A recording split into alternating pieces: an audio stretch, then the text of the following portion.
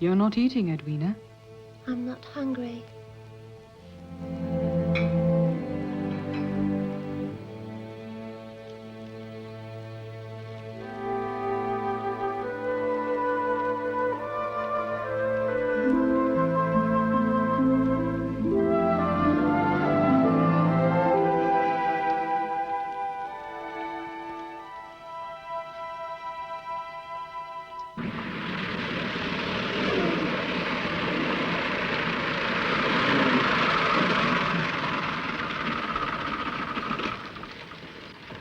Here we are, home. Look, Emma, I'm not totally useless. Be quiet and do as you're told, Frank, my lad. Bossy knickers. All the property has been left to you, Mrs. Lowther. To me? I thought Kit would inherit. Mr. Lowther did leave the money to his son, and an annuity to Edwina. You are the executor, of course. But all the property has gone to you. He obviously trusted your judgment to look after the children's future. Yes. Of course I shall do my best. Do you know what the time is? Yes? You're on a treadmill. I mean, you're as much a drudge now as you were at Fairley Hall. Don't be ridiculous. You are never free of your work. Has it occurred to you that I might enjoy it? How are you feeling? Oh, much better. I've even done a little work. Frank, the hospital said you weren't... Nothing much. The newspaper telephoned me. They want some information about someone we know, or rather used to know. Edwin Fairley. What do they want to know? Oh, the usual things. He's won the Victoria Cross for bravery above and beyond the call of duty. You used to work at the house. Is there anything interesting about him that you can remember? Nothing at all. It was a difficult birth. She is very weak.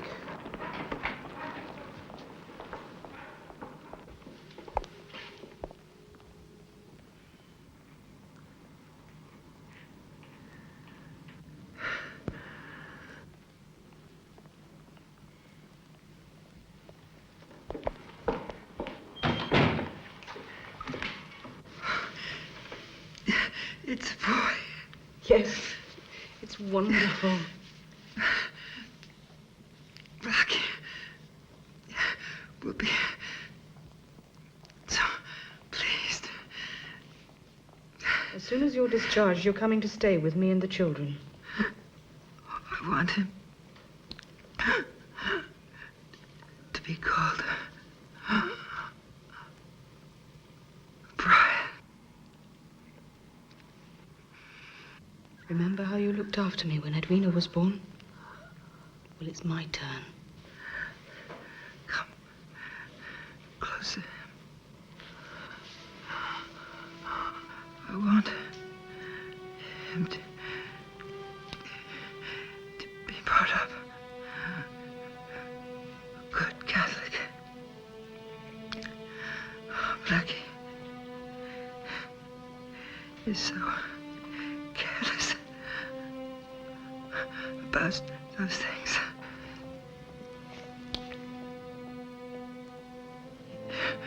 You will take care of Brian, won't you?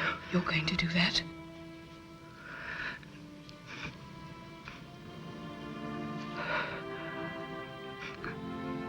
I love you, dear. Oh, Laura, I love you too. Please don't cry. There's nothing to cry about.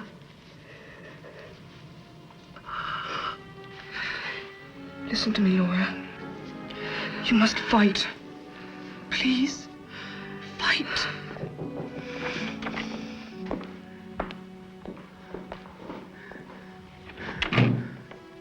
What do you want? She's asked for extreme unction.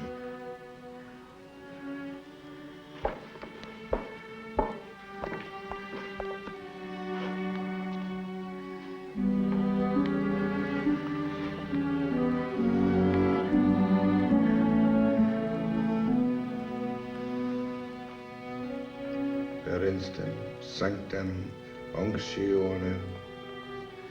Indulgeat tibi, Dominus, quidquid per visum dediquisti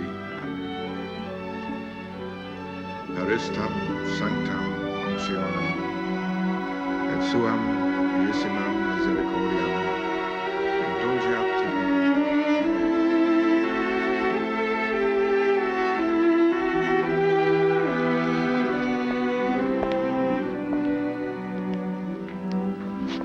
Mrs. O'Neill wishes to speak to you.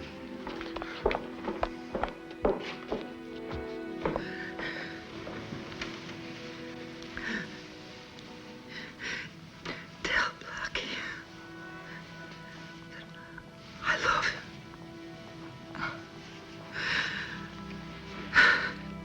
Oh, Laura. What will we do without you? Oh, you will manage very well. God never gives us a burden too heavy to bear. My Christmas presents for Kid and Edwina wrapped in my bedroom.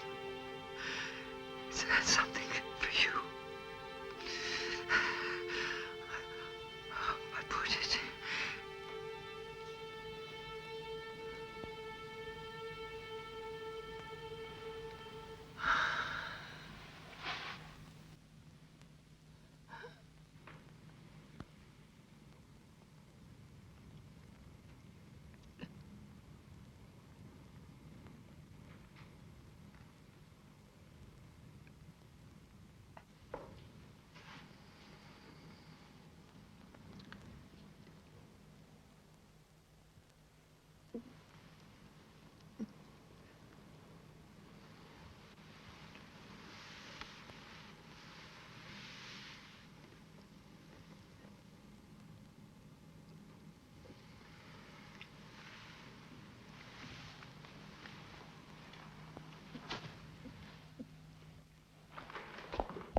God, in his infinite mercy... Don't talk to me about God's mercies.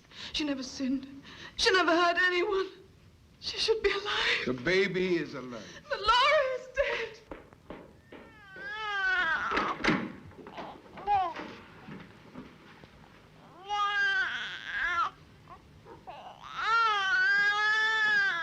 There's nothing wrong with you. You're perfectly all right. Perfectly all right.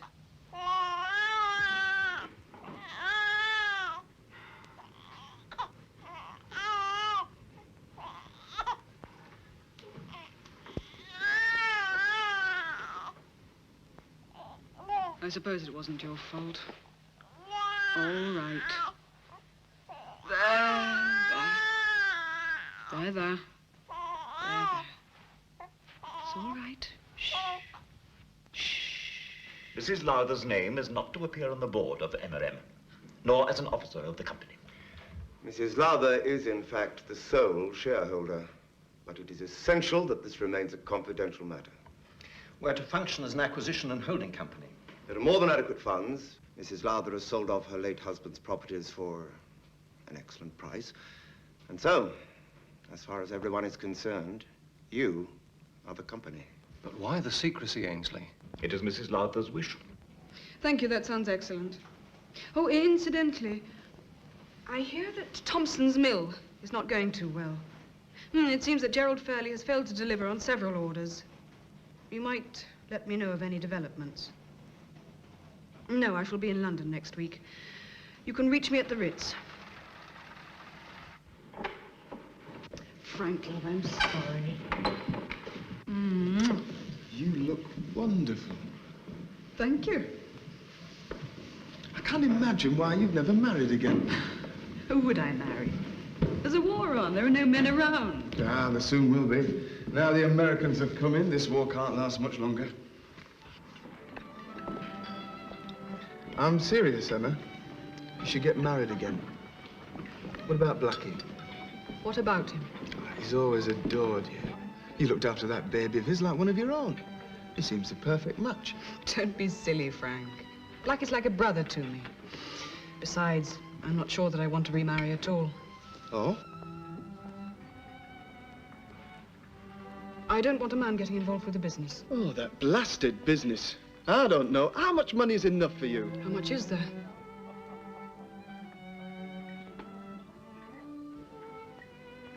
It's not the money. It's more than that.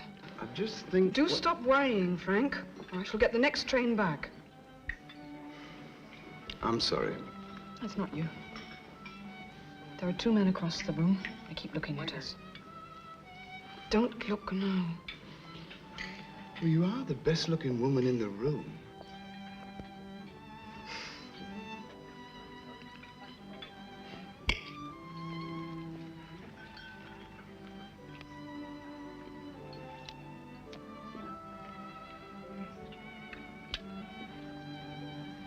Why'd you keep looking at them?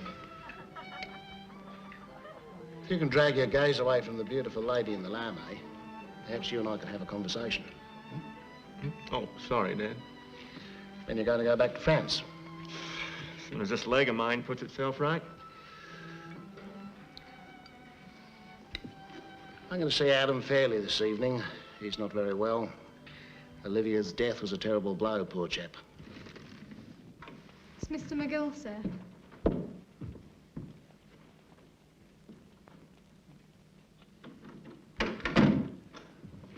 Adam. Bruce. Good of you to come. Paul with you? Off at some damn party. They don't want old codgers like us at that sort of do. I wanted to talk. Problem. This damn stroke. I feel like I'm in chains. Can you follow me? Perfectly. Oh, Bruce, I didn't know you were here. I thought you were in Australia. Thought you were in Yorkshire. Yes, well, I am most of the time, but chap's got to have a bit of fun now and then. Well, I'm off. Good night, Father. Gerald. I warned you. Good night, Bruce. Father thinks I'm off to do some more gambling.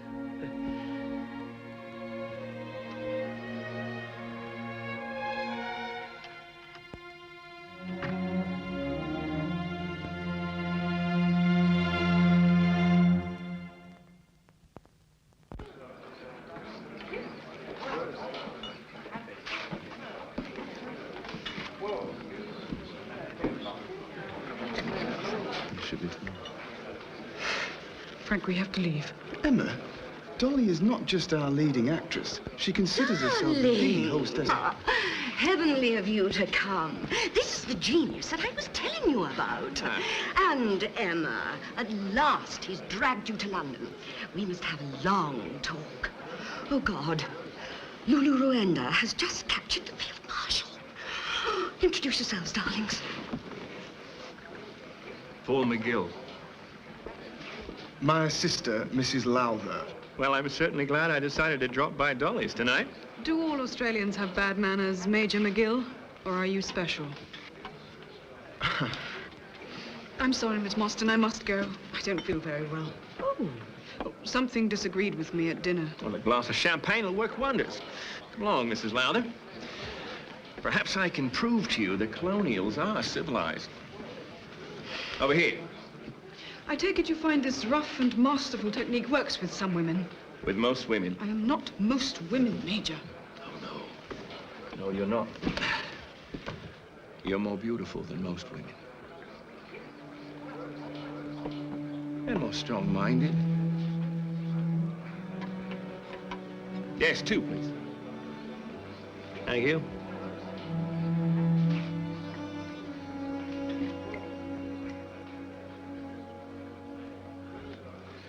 I would apologize for my behavior earlier this evening, but really you are to blame. I really have to go. I behaved badly because I was amazed by your beauty. I quite simply lost my wits.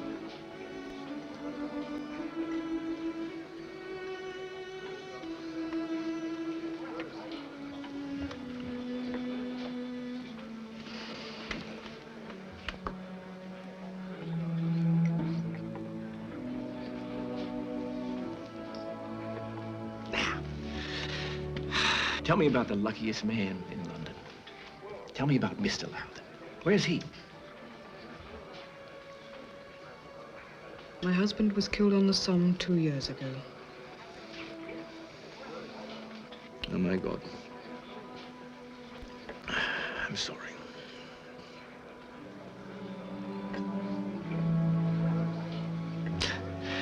I'm just an idiot. I really am sorry.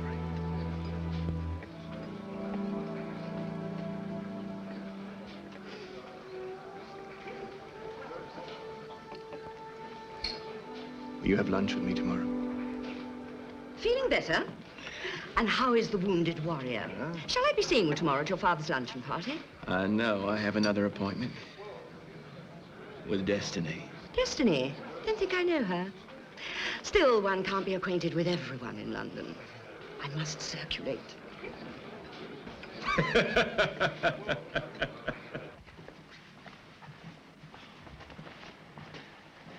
Would you tell Mrs. Lowther I'm here, please? Major McGill? I'm sorry, Major. Mrs. Lowther booked out the hotel a few minutes ago. She left a letter for you.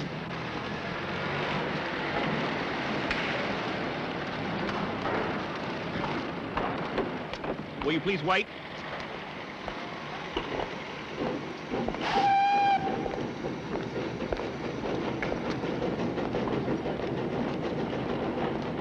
Which is a train for Yorkshire? Platform 2, sir. Hey, I'm just seeing a friend off. Coward.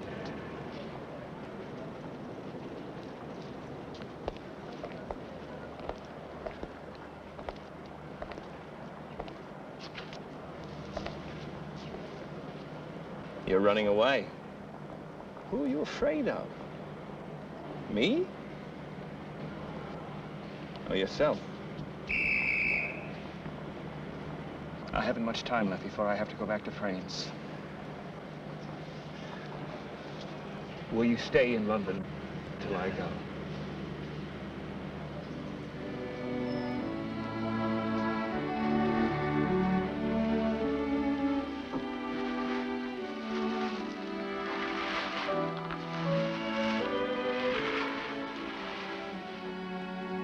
Thank you.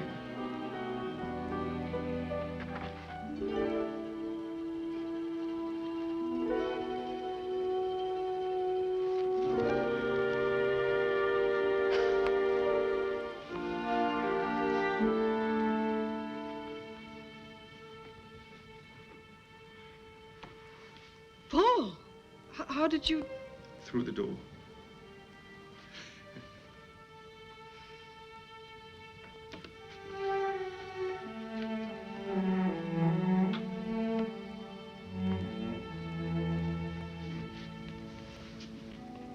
These are for you.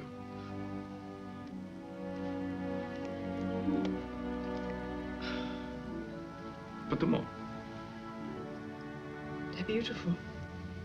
I can't accept them. They're much too valuable. Please. Put them on.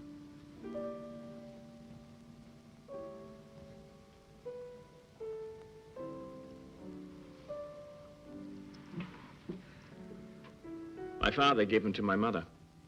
He was rather an inarticulate man in some ways.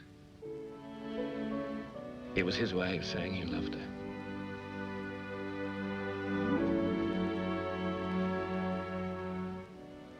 They reflect the light in your eyes.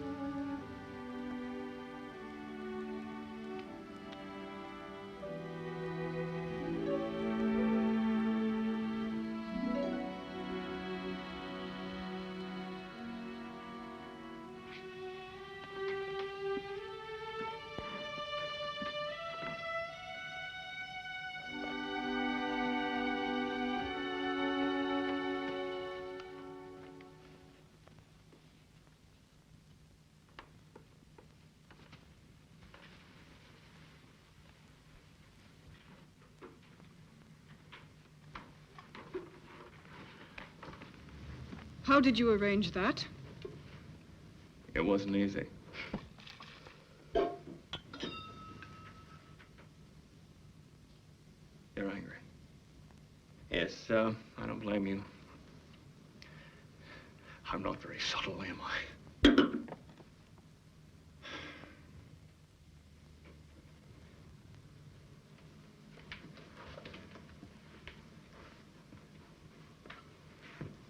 Don't worry. I don't want to seduce you.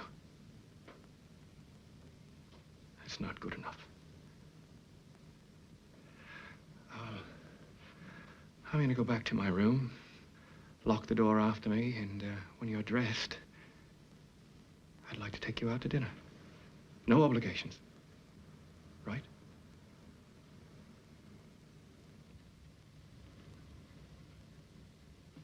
Why did you change your mind? It's out of character, isn't it?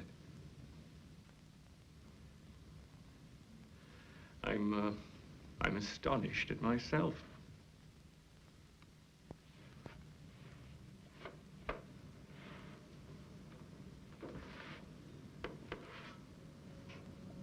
I find I love you too much to want to manipulate a situation which doesn't include your feelings. I don't understand. You have to want me and love me as much as I do you. Otherwise, there's no point. Please, get dressed.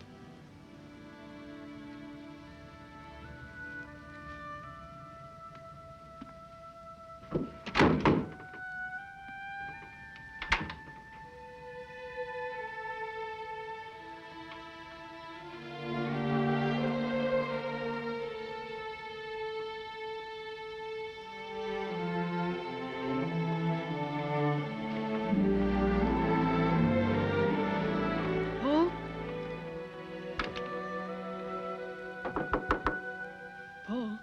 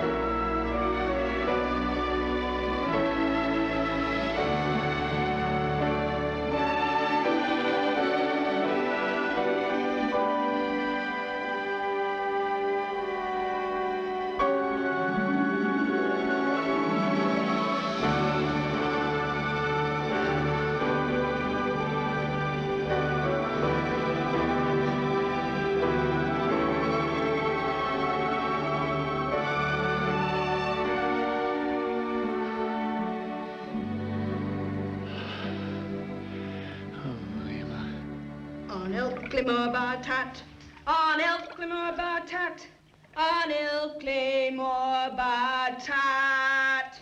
Where has thou been since I saw thee? I still think it's an odd thing to do. Well, I have my reasons.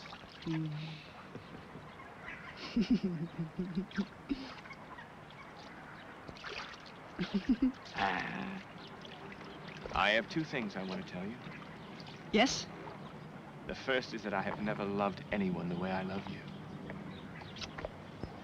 You are my life. You said there were two things. What's the second? I'm married. Why didn't you tell me before? No, it's a silly question, of course, isn't it? I didn't tell you because I was afraid of losing you. If I had told you sooner, you would have run away, wouldn't you? Yes. That's why I brought you here. How could you be so devious, so dishonest? Will you listen to me? I just wanted to hold on to you, that's all. I felt that once you loved me, you would learn to understand. And the circumstances wouldn't stand between us. I love you, Emma. And your wife? It's a meaningless marriage. We haven't lived together for nearly 7 years. Then why don't you? When this bloody war is over, I'll sort it all out. I want to spend the rest of my life with you, if you'll have me. You can take us back to the shore. I won't run away.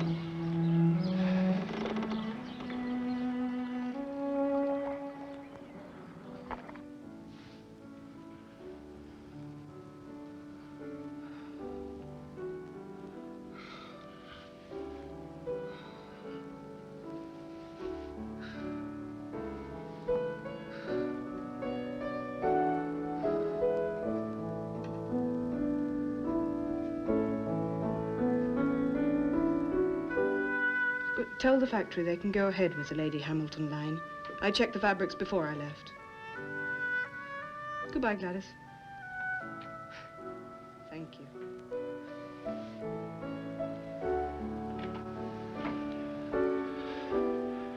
My darling.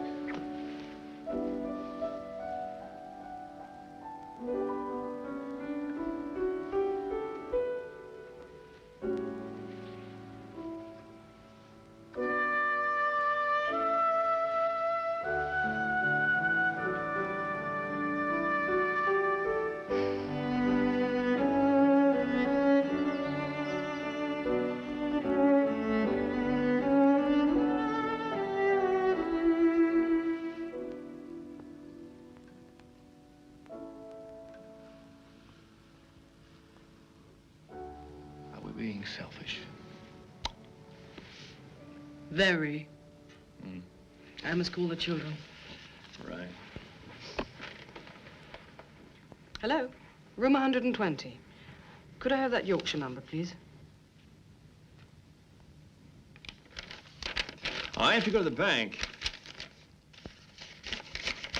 Just a few things to attend to. All right. Hurry back. Nothing could keep me away from you for longer than an hour. I'll be back about 4. Hello, Kit. Hello, how are you, darling?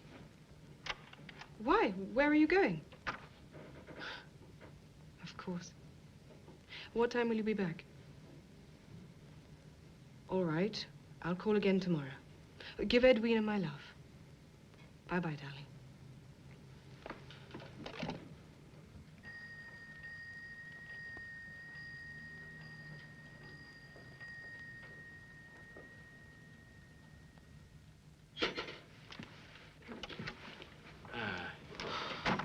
I thought something had happened to you. Oh, nothing's going to happen to me. My time's not up yet. Your coat's wet. I'll take it off. I won't be a minute.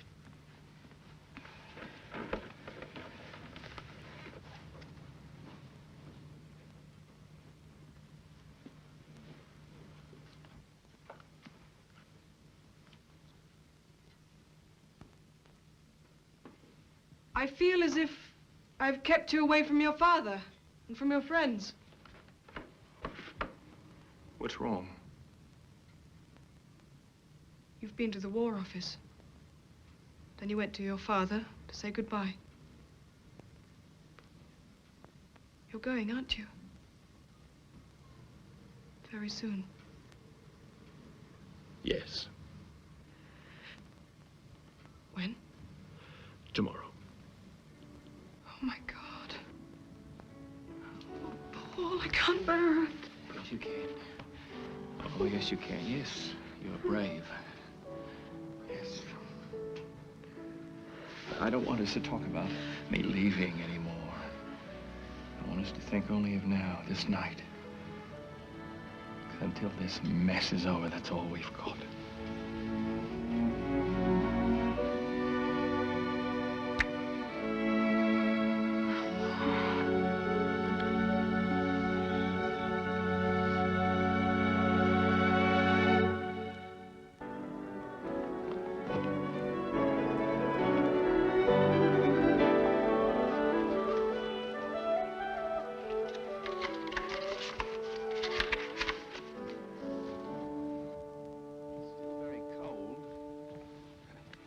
conditions could be better. But we mustn't grumble, as they say. I think of you all the time. I read something years ago, which has always stayed in my mind, and, well, it seems right for us. It went something like this. This parting cannot be for long. Those who love as we do cannot be parted. We shall always be united in thought. And thought is a great magnet. I have often spoken to thee of reason. Now I speak to thee of faith. Emma, my love, have faith. I will carry you in my heart for the rest of my life.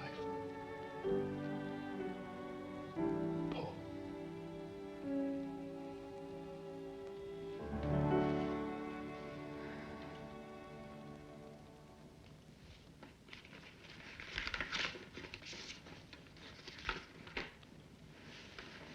Dear Em, the ship was badly hit and I got some shrapnel in my foot and leg. Not too good, I'm afraid. Come and see me at the Chapel Allerton Naval Hospital. Love, Winston. I must warn you of one thing. Because of the delay, the gangrene has reached the knee. We will have to amputate very high. What does that mean, exactly? Well, it means that he might not be able to wear an artificial limb. My brother will wear an artificial leg. I have to damn well design one myself. He's not going to spend the rest of his life in a chair.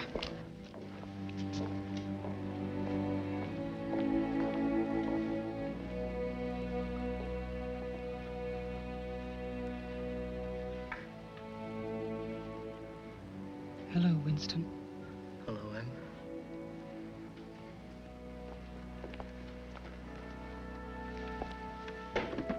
Thank you.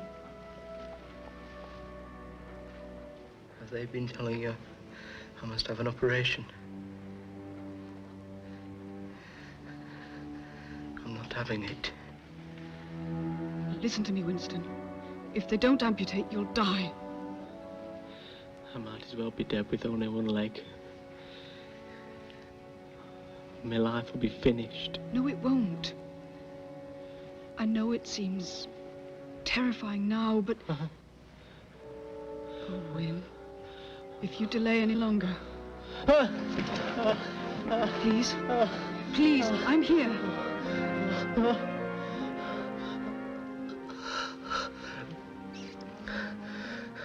I'll look after you, Win. Let's get it over with, then.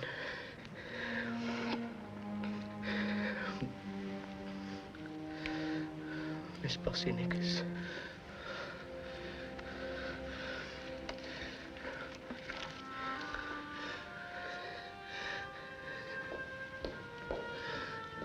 Emma. Yes, love. Will you wait till it's done? Of course I will.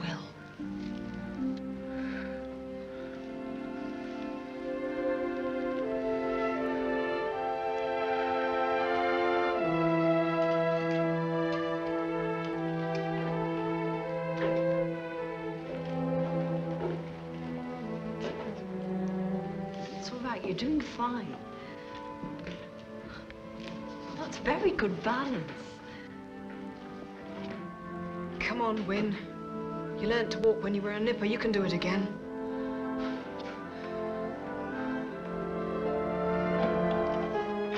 It's over! The war is over! Armistice!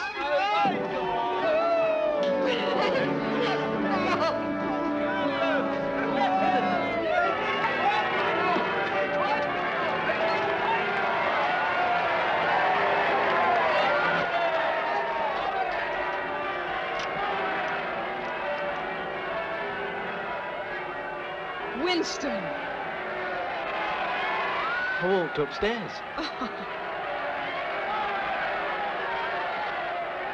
It's all right. You can give me a hug. You won't knock me over.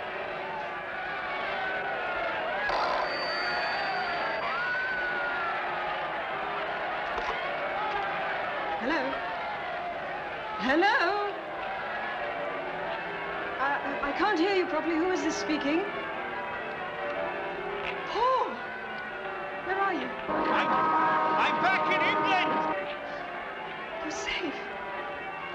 Paul. Emma, are you there? They're sending us back to Australia! But you'll be up to Yorkshire first. But darling, I can't. My ship sails in 2 hours. It's still under military orders. I said I'm still under military orders. But I will be back as soon as I'm divorced. I love you, darling. There's someone on the line. I can't hear you properly. I'll come back as soon as I can, darling. We have the rest of our lives together. I love you, Em. I love you. Write to me. What? Emma? Paul?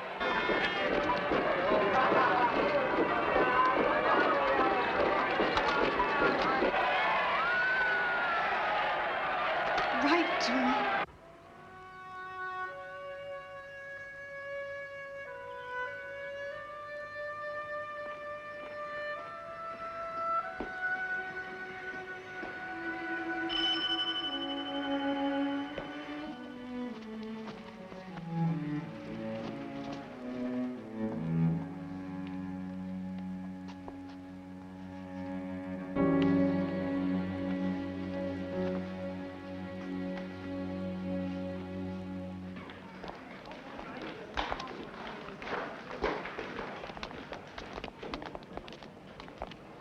Busy as ever.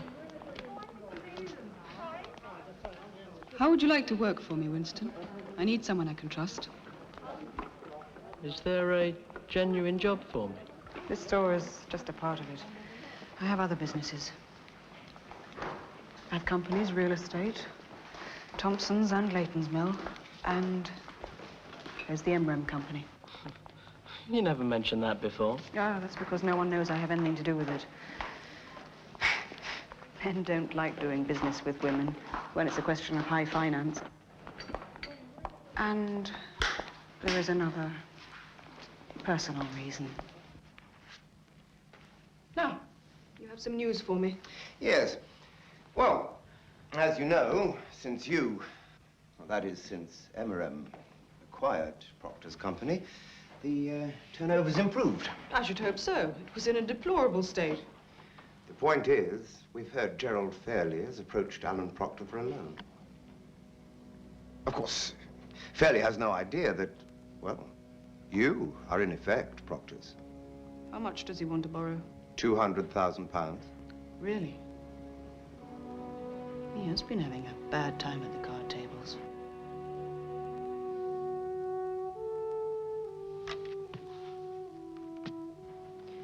Well, I think Gerald Fairley's friend, Alan Proctor, should lend him the money. On certain terms. Yes? I want a non-contestable note. Repayment within 6 months. And, the collateral? The deeds to the Fairley Mills in Armley and Stanningley. That's rather steep terms. He can take them or leave them. But he can't go back to his bank. He's already borrowed from his father's business associates. Where can he go?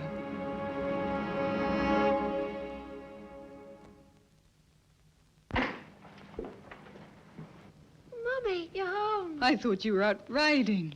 Hello, Annie. Evening, Mum. We came home early. Edwina didn't like the wind. I've been painting a picture for you. You look as if you got more paint on you than on the paper. Look. It's you and me, Mummy. It's lovely, darling.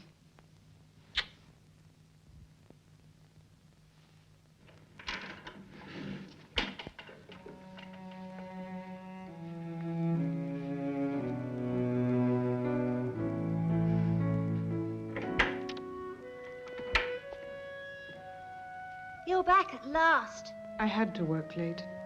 You worked too hard, Mother. Well, I won't be working over Christmas. I came to ask you for my birth certificate. May I have it, please? You telling me this is legal? Proctors can take over our mills just like that.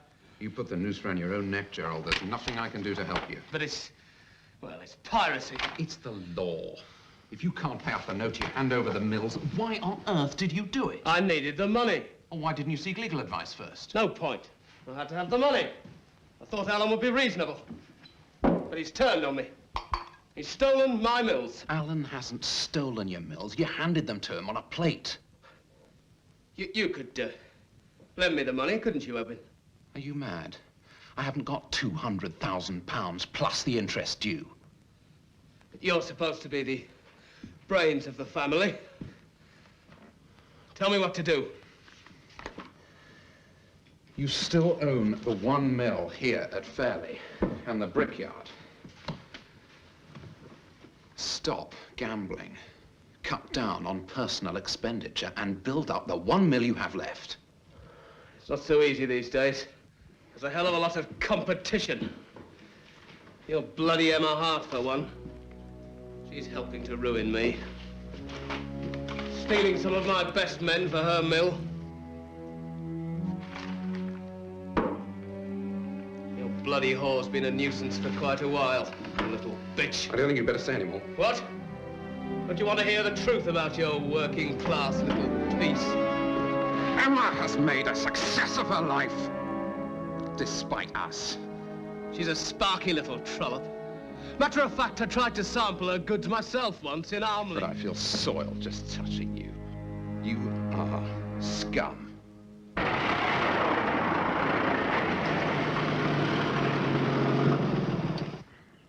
Thanks for giving up your Sunday morning, Emma. You know I enjoy work. And anyway, it's like old times having you and Blackie back. Emma, there's something I want to tell you. Was something wrong? I'm thinking of getting a divorce. Oh, David. You know things weren't going well. Since I came home, they've become intolerable. I hoped, if I was free, you'd marry me. Oh, David, you know that's not possible. I didn't make that sacrifice 9 years ago when you were single to cause a catastrophe now that you're married, with 2 children. I told you then it's not possible to build happiness on other people's misery. What about you and me? There is no you and me, David. There's someone else. You're going to marry him?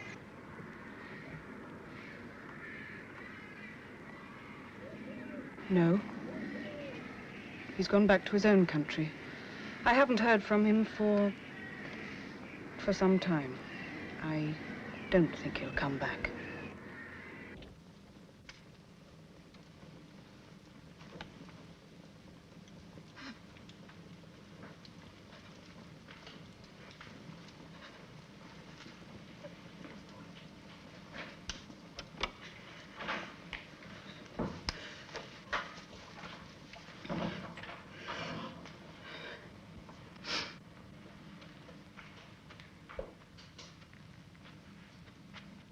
He's not coming back, Emma. You might as well face the facts. I have.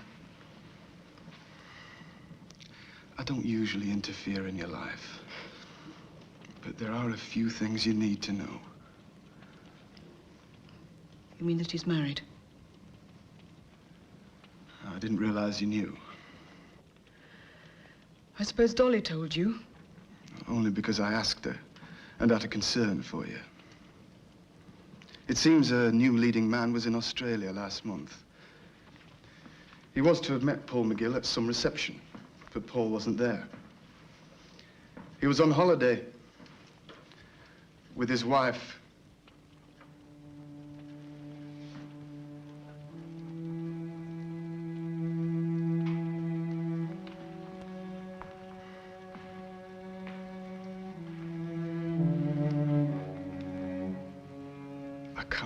To see you suffering like this. You need a drink. And for once in your life, you'll do as you're told.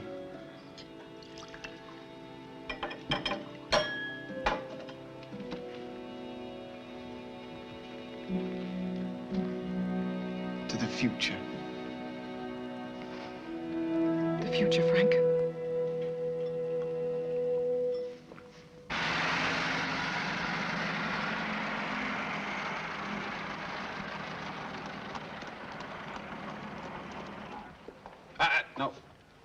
Come on. Come on, Blackie. No, not yet. Right. Now. Well, what do you think? Oh, Blackie. It's exactly what you've always dreamed about. Your Georgian mansion. Brian. The little devil. He's supposed to be asleep in his cot. I must see him for a minute. Now then, Brian Boru. Sleepy time. That's the boy.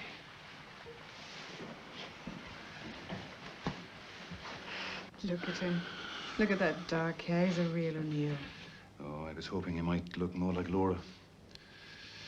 Anyway, my sister has great plans for him in Ireland. Take a pair of sparkling eyes, hidden ever and anon in a merciful eclipse. Do not heed their mild surprise, having passed the Rubicon. Take a pair of rosy lips. Take a figure trimly planned, such as admiration whets. I'm particular in this.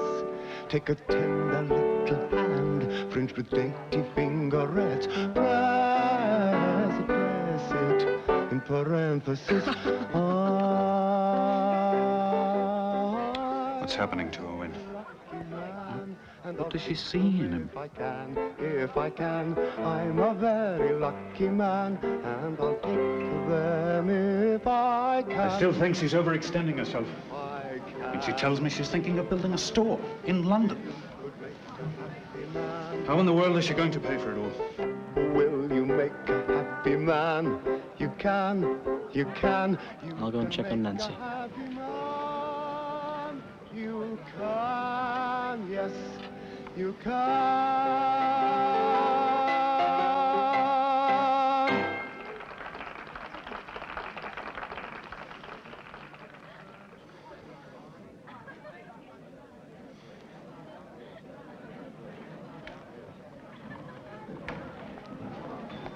It's a lovely party, Blackie. I always thought you couldn't stand young Ainsley. Oh, he's not so bad. He's more intelligent than I thought. And he is amusing. You sound as if you've been spending some time with him. I only see him on business. Ah. Now, talking of business, whereabouts in London are you going to build this store? I have found a piece of land in Knightsbridge. I can get it for a good price, and I want you to see it. So I shall, so I shall. Now, if you go ahead with this deal, I will build you the finest store in the whole world. What's this nonsense, Emma? The marriage is announced. Thank you, Gladys. You can start. You and Arthur Ainsley, that dandy, that lightweight, didn't even serve his country. I don't like personal discussion. No, with but business, this is... Arthwin, and my life is my own don't concern. want to see you do something you'll regret. I know. But I have to make my own decisions. But why him? Arthur is charming. He's nice to the children. He has good taste in wine, and he's useful at dinner parties. So is a butler. Yes. Well, a woman in my position needs a husband just as she needs a butler. I'm lonely, Win. So he's the perfect choice, then. Apart from one thing. You don't say you love him. I'm fond of him. Is that enough? It has to be.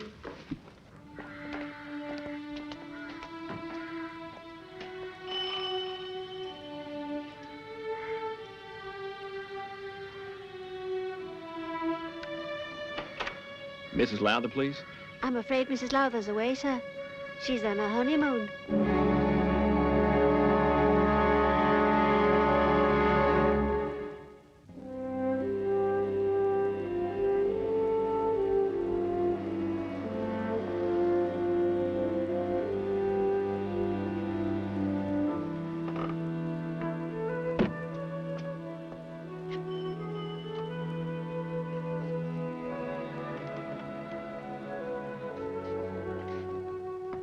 Good morning.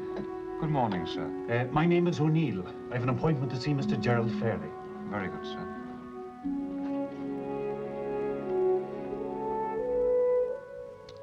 What's it feel like? being back after all these years? I feel as if it's some terrible dream. I shall wake up and find I've overslept and the fires haven't been laid.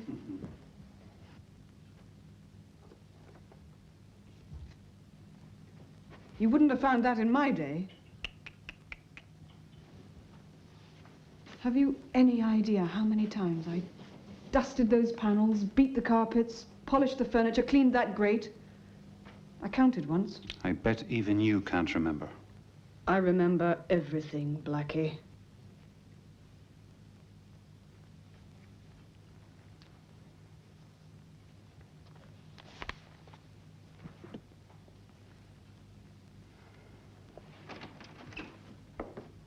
Ah. Morning, Mr. O'Neill. Mr. Fairley. Seem to know your face.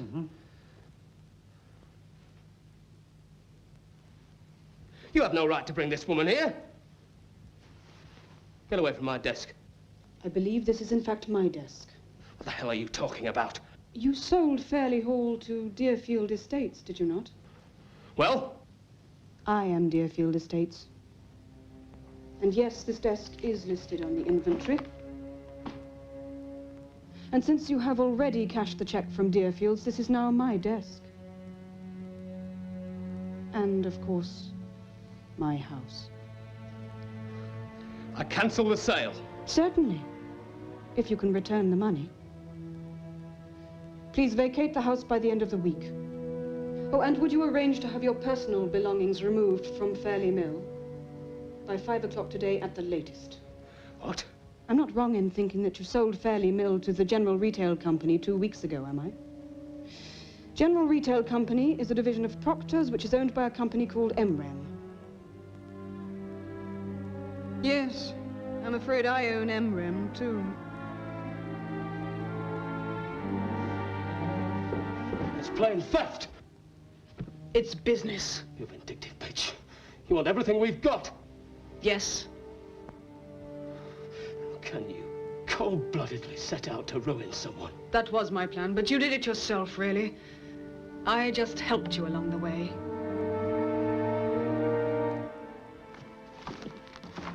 I suggest you start moving your things from the mill immediately. Suppose I don't? They'll be dumped in the yard.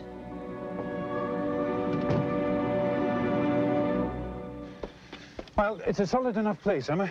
I can put it right quite easily. Tear it down. What? Tear it down. Brick by brick by brick, until there is nothing left. But I thought you wanted to live in it. I want it wiped off the face of the earth. As if it had never existed. And demolish that rose garden. Destroy it all. I don't want one leaf, one bud left growing. And after it is demolished, I shall turn this into a park for the local people. A beautiful park in memory of my mother.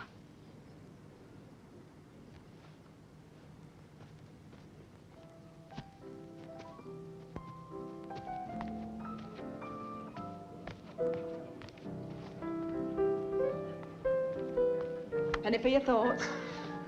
Oh, sorry, my rates are higher than that these days. Oh, what you drinking? I'll have a gin fizz, please. Hectic day, I need one. When wasn't it a hectic day for you? Well, at least I can flop into a bath and read in bed this evening. Arthur will be out, as usual. Why the hell don't you get rid of him, Emma? He doesn't bother me. I hardly know he exists. But what's the point? His drinking's got worse and... well... And there are other women. I know. Then why don't you get a divorce? For the children, mostly. Rubbish. That's an excuse. Edwina and Kit are at boarding and school. Elizabeth and Robin. They're only 3. They need a father. Well, Arthur's hardly... Arthur is very good with them. It's not like you to put things off. It's not so bad. I can't bear to think of you being so lonely. I don't have time to be lonely. Enough of that. Have you seen the house at Hampstead? Do you like it? Does Charlotte? It's pretty expensive. If it's too much, I'll make up the difference. No, you can't do Yes, that. I can. If it makes you happy. Blackie once said that money is meant to be spent. He said... What's wrong? It's Paul. Paul McGill. Oh, my God, he's coming this way.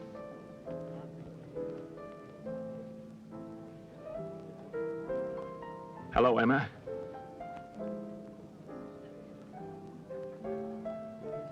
Frank?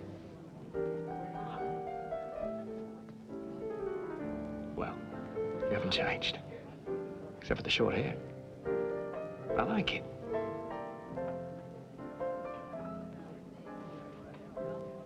Well, I have to go. Get back to Fleet Street. Bye.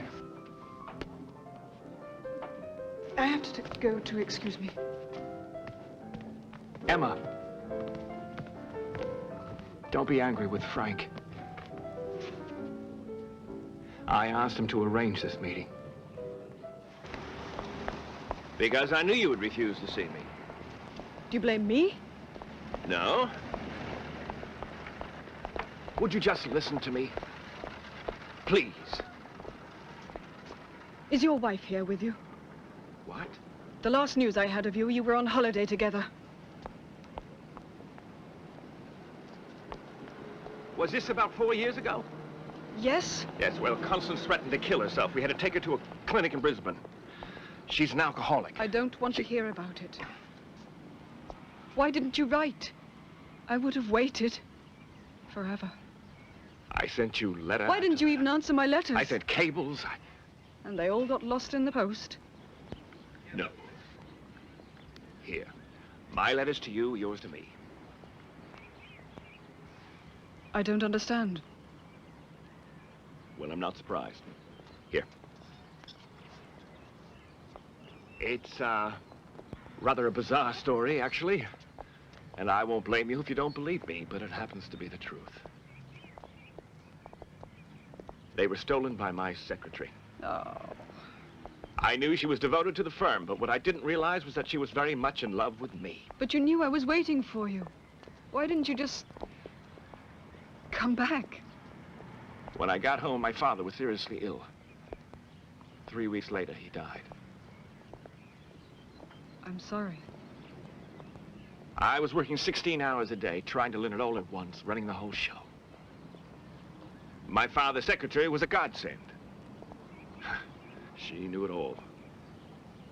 I trusted her completely.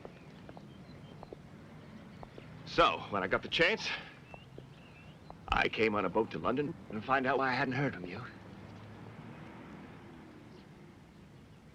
You just left on your honeymoon.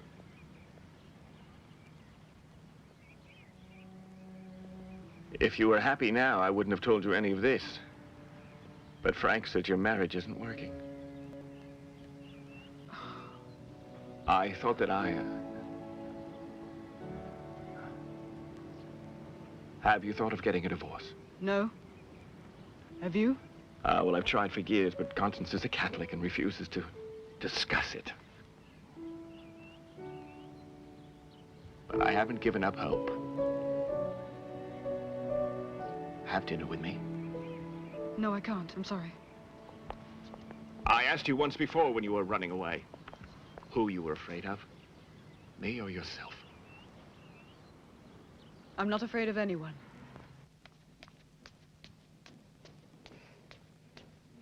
You're back. Edwina, has something happened at school? No. I came home to see you. About this. Whatever they teach you at that expensive establishment, it certainly isn't manners. Don't bother to look inside. It's my birth certificate. How did you find it? I wrote to Somerset House for a copy. I can see why you've kept it from me all these years. Oh, don't look so shocked, Mother. I'm the one who should be shocked. I'm the one who's illegitimate. Edwina, if I told you... Spare me the details, please. You let me grieve for Joe all these years, and he wasn't even my father. Blackie O'Neill. How could you? Joe was your father, in the best sense of the word. Any man can father a child. That's quite obvious. It's what he does after that child is born. That's what makes someone really a father. That's what counts. Don't touch me.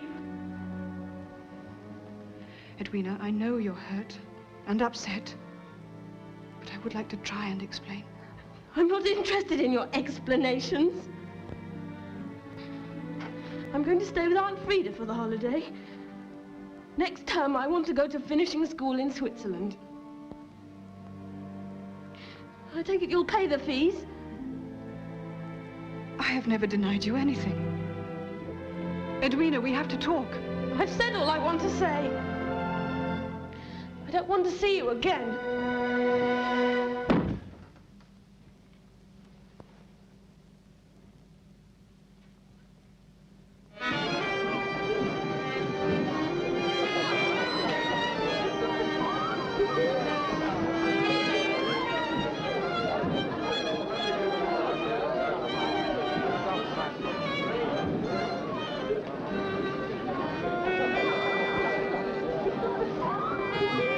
I think he does it on purpose, to get his own back at Emma.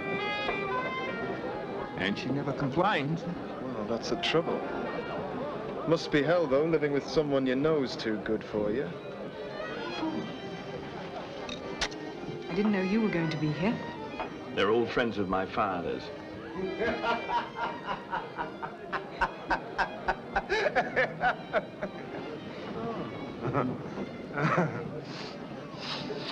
Right, my boy.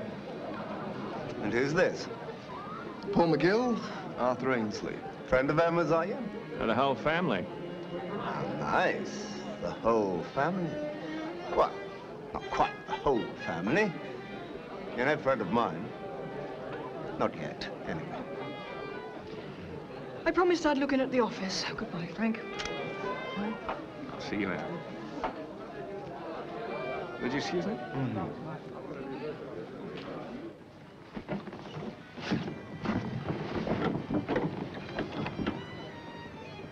We have to really talk. We'll go to my home.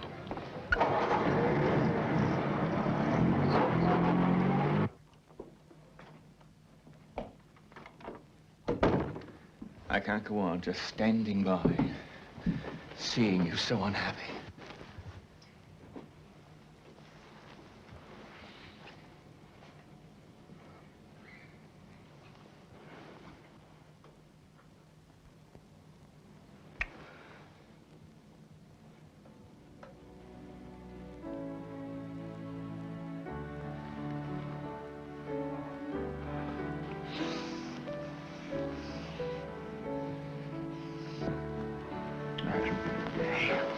I haven't thought about you.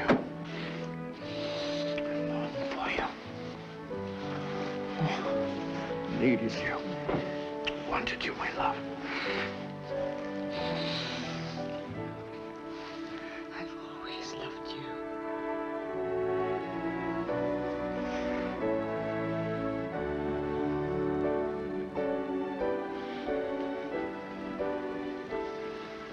I'm not going to leave you ever again.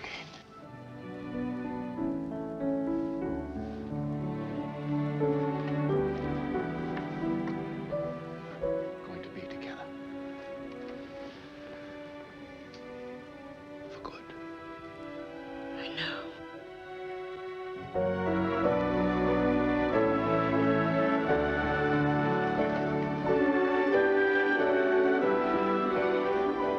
I'm going to make up for all of those lost years.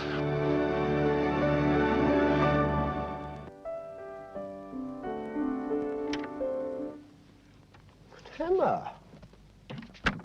What a surprise. You're not in New York. You're not in Paris. I want to talk to you, Arthur. From London. It's important. Ah, well, if it's important, it must be business. I'm going to have a baby.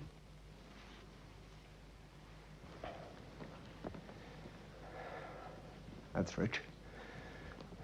The second immaculate conception in history. Who's the father? The Holy Ghost? I merely wanted to tell you. Oh, thank you. I'll obviously get a divorce. Not until I say so. Try and stop me. I wonder what your father would say if he knew what you had been up to. I think he'd say my private life is my own affair. Possibly. Where women and drink are concerned. But I think the young men might be a little too much for him. It's a lie and a slander. In any case, I don't give a damn what my father thinks. Not even if he cuts you out of his will? You're bluffing. I've had a detective on you for years. My father won't believe you. I've got proof of everything. This is blackmail. I'm supposed to turn a blind eye to your adultery. Don't and be then a hypocrite. It's what I've had to do ever since we were married.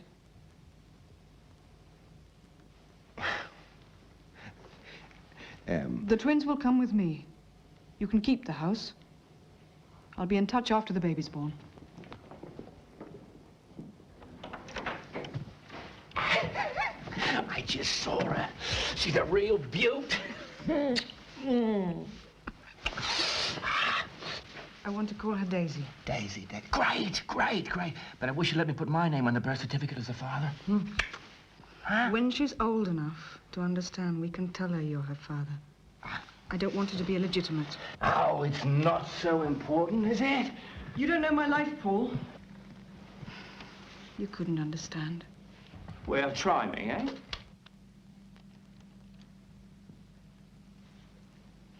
When I was 15, I was at the same dinner party as your father at Fairley Hall. You never told me. Oh, he didn't know. I was invisible. He was the guest of honor. I was a kitchen maid.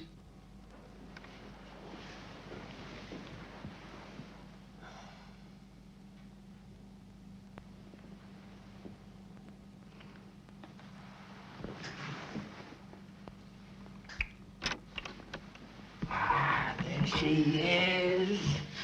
I'm afraid visitors will have to go. It's feeding time. He wants to take a photograph. You don't mind, do you? Yeah, just a few minutes. All right, my daisies. Smile. Say wallaby.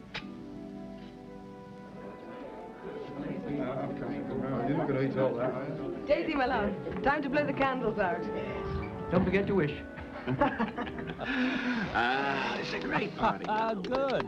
Now she'll get her wish. I don't remember these family birthday parties when we were younger. No, don't be ungrateful, Lizzie. Mother always tries to be home at Christmas. Cut the cake. Happy birthday to you. Happy birthday to you. Happy birthday, dear Daisy. Happy birthday to you.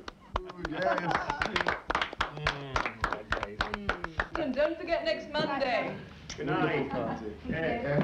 Right, lovely. Nice to see you. Stop all this kissing and go home, eh? It's late.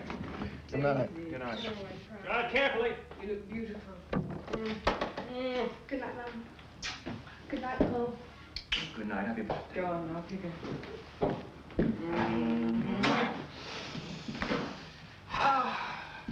I do love the children. But it's nice, isn't it? When it's just the two of us. Don't worry, my darling. They're going to be years and years of just the two of us.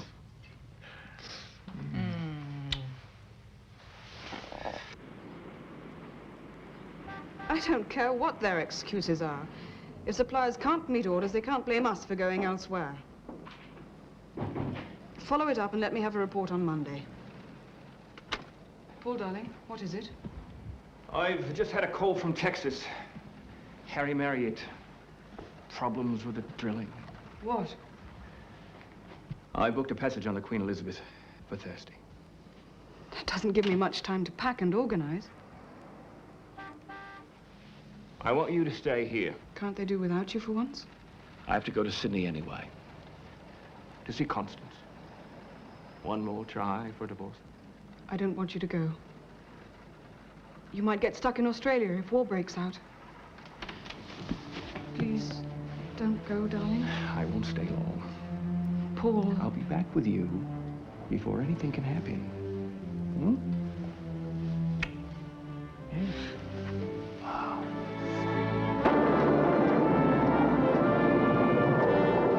I'm your lawful wedded wife. I have been tied to you for 30 years. Isn't that enough?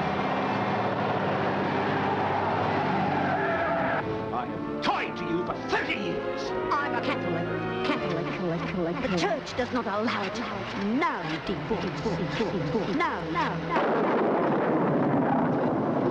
The church does not allow it. Not allow it.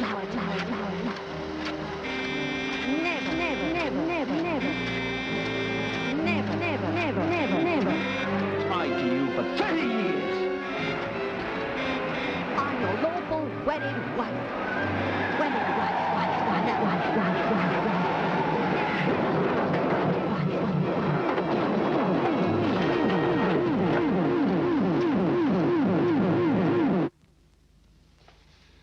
Well, the surgeon says I'm lucky to be alive. Well, let's give thanks for modern medicine. Yes. Did you bring the papers? I got them all here. Good. Let's get down to it then. Right up. You, need to sign all 3 copies. Right. I'll date them. We'll need witnesses for the next stage. Paul, I think you should tell Emma the full facts. Send for her. No. The war news is getting worse every day, and I don't want her traveling halfway across the world at such a dangerous time. Paul. It's not fair to her. You're underestimating Emma. She would want the truth, mate. Well, as to that, there's something I haven't told you, Mill. The doctors don't know how long they can keep my kidneys going. Apparently, that's what usually kills paraplegics. Kidney failure. The prognosis is bad. What are you saying? 9 months. At the most. You want to stay to dinner? Well, I was thinking of inviting myself. There's a great claret my father put down. I'll have some. No point in saving it.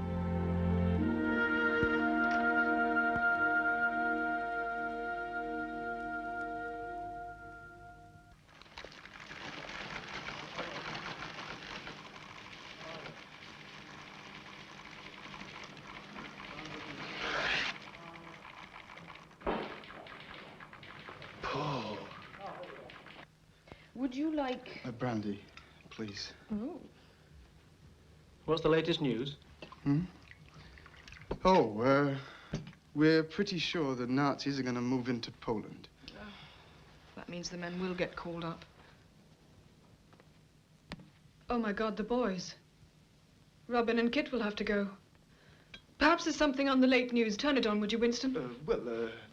There won't be anything new on. Look, Emma. There's something I have to tell you. Tomorrow. Winston, please. Mr. Paul McGill, Australia's leading industrialist, was found shot dead on Sunday night at his home in Sydney. Mr. McGill, who was 59, had been involved in a serious road accident some weeks ago in which he received severe spinal injuries resulting in paralysis. Mr. McGill, who had spent much of his time in London during the past 16 years, was a popular figure in the city of London, where his business interest ranged through I heard about it just before I left the office. I wanted to tell you before you learned about it from somewhere else. Why didn't he tell me? I should have been with him. Why didn't he tell me? So you didn't have the pain of seeing him like that. Pain? I loved him.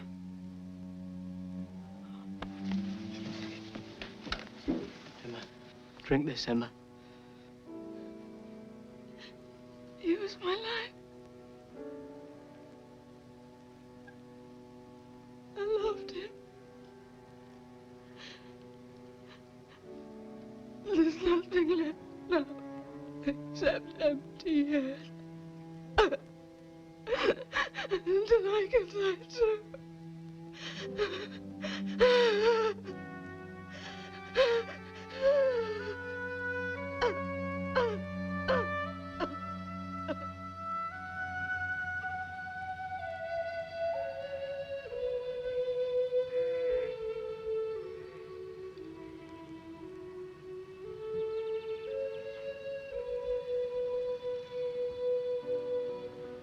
My dearest Emma, you are my life. But it seems there is no future for us now. So I have decided that this is the best thing to do. At least I'm taking charge of my own fate. Waiting for the end would be a pretty miserable business for both of us. And I want to save you that. Oh, we have been lucky, Emma. We have had so many good years together, shared so much.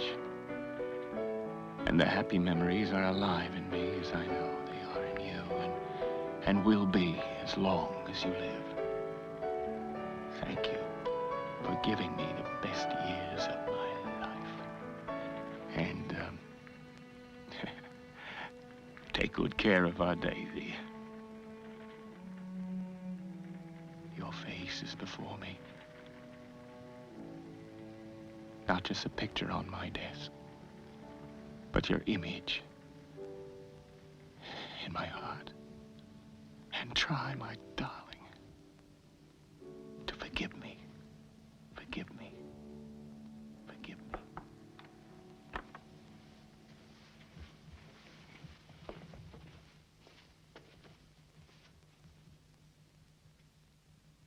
Grandy, it's time to wake up. Huh? Oh. I was just dreaming. Sit down, Paula. I want to talk to you. Yes? About Jim Fairley. Well, there's nothing to talk about. Oh, there might be. I wanted to ask you how you and Jim met. Well, what does it matter? It's all over. I'd like to know. On a plane coming back from Paris. Mm-hmm. Jim hates flying. His parents were killed in a plane crash. Yes, yes, I know. I cheered him up a bit. He invited me out to dinner. And that's when I found out he was a Fairley. And working for your newspaper. So it was just a chance meeting. Jim called it destiny. Destiny? Many, many years ago, your grandfather told me I was his destiny. It was ridiculous and wicked for a woman of my years to let bitterness get in the way of your happiness. Oh, Grandy, I always thought, it's my life. I make the decisions. I thought I could control things. It's time I gave a Fairley the benefit of the doubt. And maybe I ought to stop playing God, too. Oh, Grandy. Now, you telephone young Fairley and invite him to dinner tonight, but don't say a word to anyone.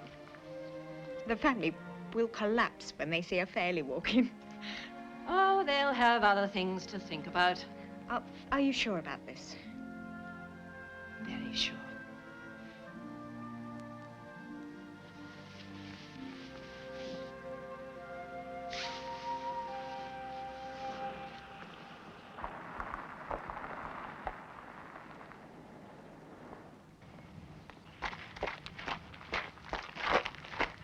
Blackie! Emma, darling, how are you? Let me have a look at you. God, you've put on weight, girl. Is that all you can say after not seeing me for a year? Sure, and not a silver hair among the gold. Oh, it was silver years ago. This comes out of a bottle. Dear, what happened? Oh, damned horse. Threw me. You fell off. You're absolutely sure of that? Absolutely. I've got the banking package saying I was well. No problem.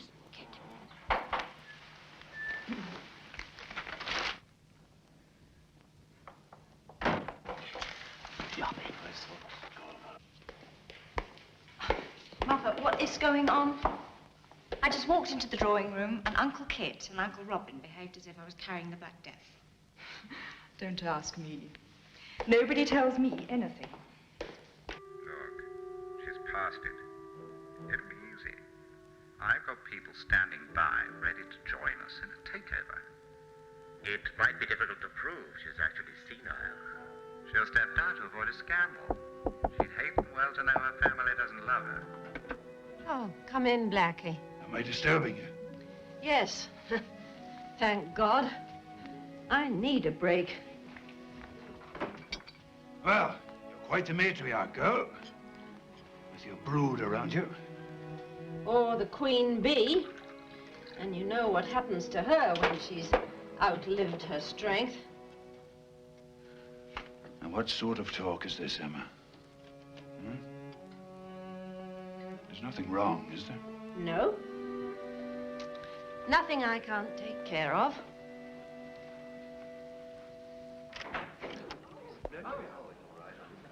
Excuse me. Mr. Fairley has arrived. What?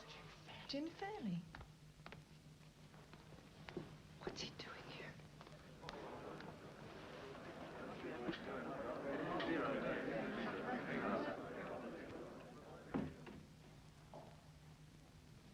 Jim?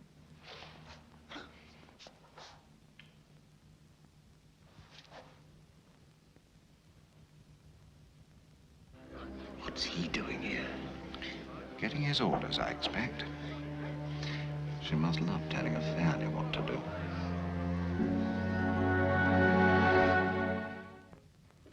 You know, Paula could never have been happy if it meant hurting you. I have something for you, Jim.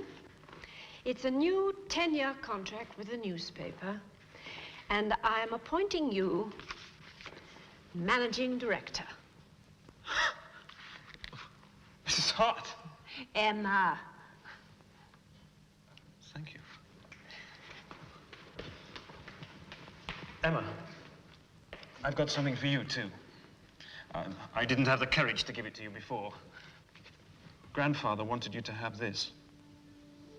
Huh? Edwin and Emma.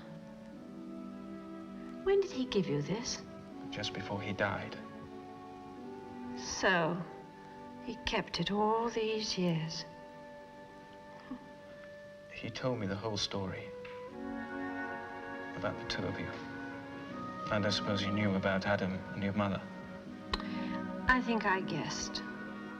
She ran away when she discovered she was pregnant. When Adam found her, she'd lost the baby and was very ill. And then she came back and married your father. And never spoke to Adam again. So much bitterness. Well, that's in the past. Now take my arm, young man, and escort me down to dinner.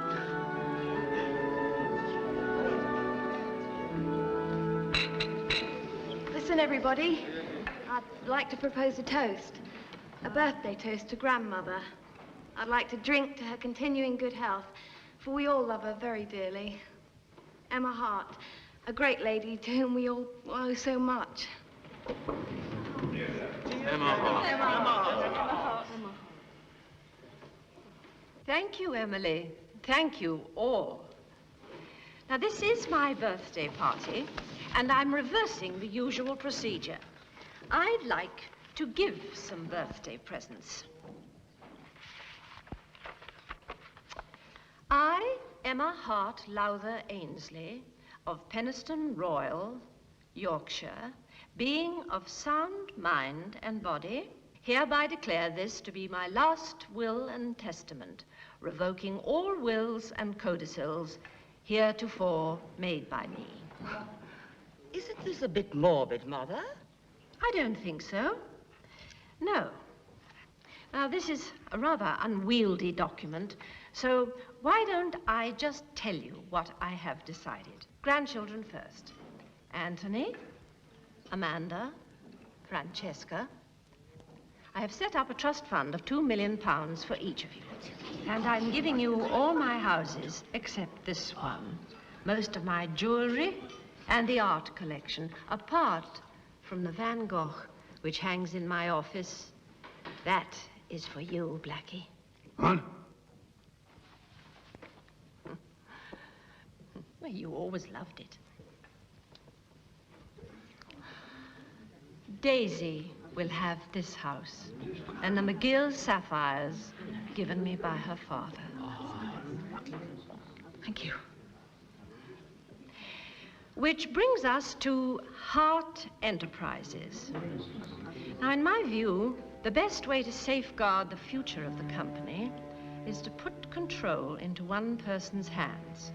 So, 52% of the Hart shares to my grandson, Alexander. And the remaining shares to be divided equally between my grandchildren, Emily, Sarah, and Jonathan. I told you she was up to something.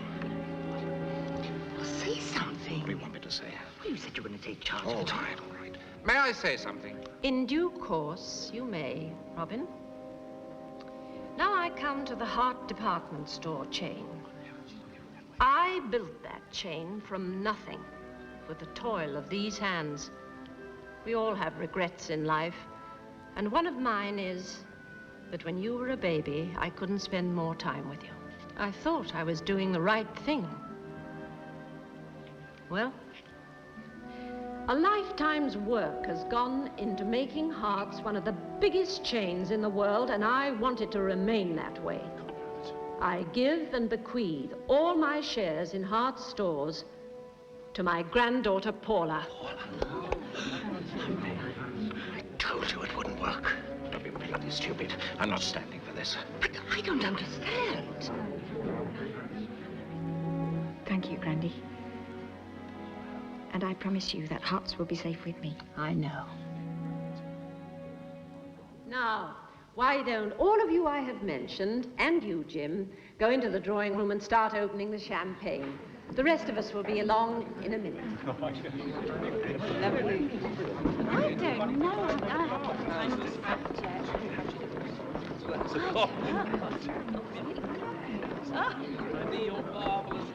Thank you, Grandy. I am not going to take this. You've been monstrously unfair. Cold-bloodedly cut us four out of the will. Deprived us of what is rightfully ours. I'm not surprised, mind you. Daisy was always your favorite. And you were always my favorite son, Robin. That's what makes it all the sadder. We're your legal heirs. I intend to contest this will, and the others will back me. I shall prove that you were incompetent when you drew it up. Shut up and sit down, Robin.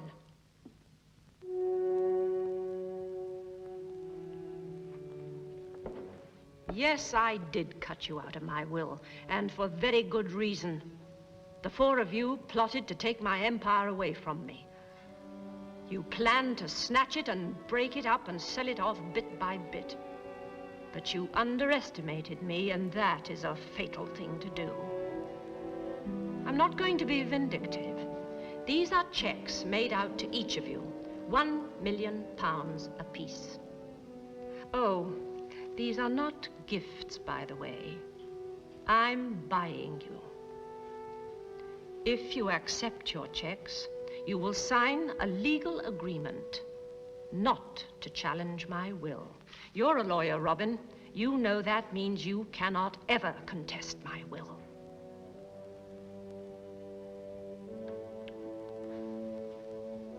Well, make up your minds. I haven't got all night.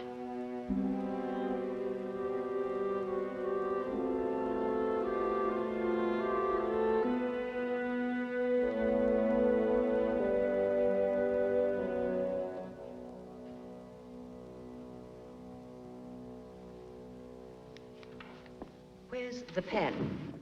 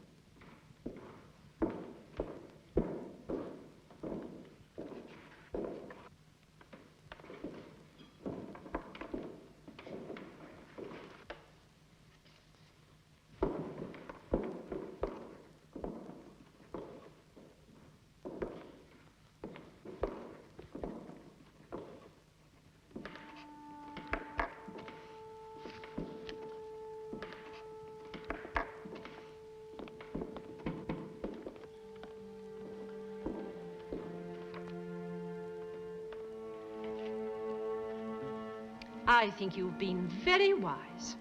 Now, why don't you go and join the party? I'll be along presently. I certainly don't intend to join in any celebration. Oh, why not? It's not every day you come into £1 million. Don't be a hypocrite, Robin. Go and have some champagne.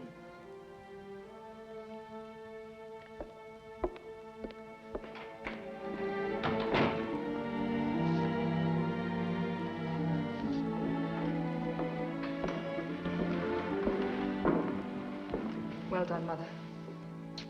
You were wonderful. Quite a performance, Emma. Quite a performance. I wish it hadn't been necessary.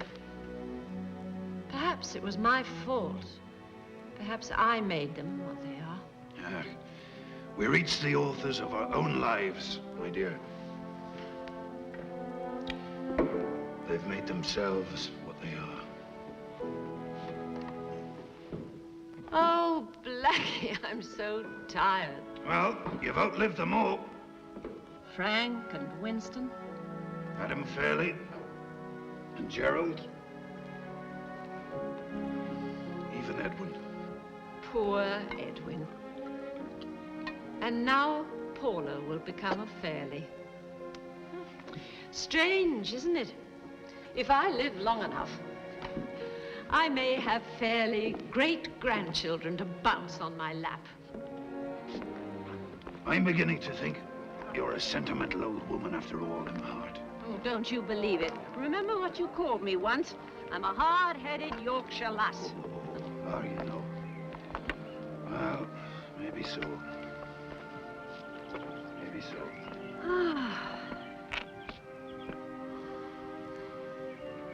Now then, girl. I've got a little birthday present for you. When you were a slip of a girl, I once gave you a little bauble. My blue bow? You remember that bit of glass? Well, maybe you remember that I said one day I'd make it real sapphires. Well, there you go. Oh, Blackie. Thank you. Sure. I was going to give it to you years ago, but, well, the McGill sapphires came along and... Oh, it's very beautiful. But it could never take the place of the one I cherished for so many years. My little blue bow, made of glass. What are you crying for, girl? I'm not. It's your damn cigar. To be sure. I'd ask you to pin it on me if I thought you could see. Hey, look. Love you, Granny. Happy birthday. Here's to those we've loved and kept. Those we've loved and lost. And here's to the next generation. And may they find the secret of life. Which is? To endure.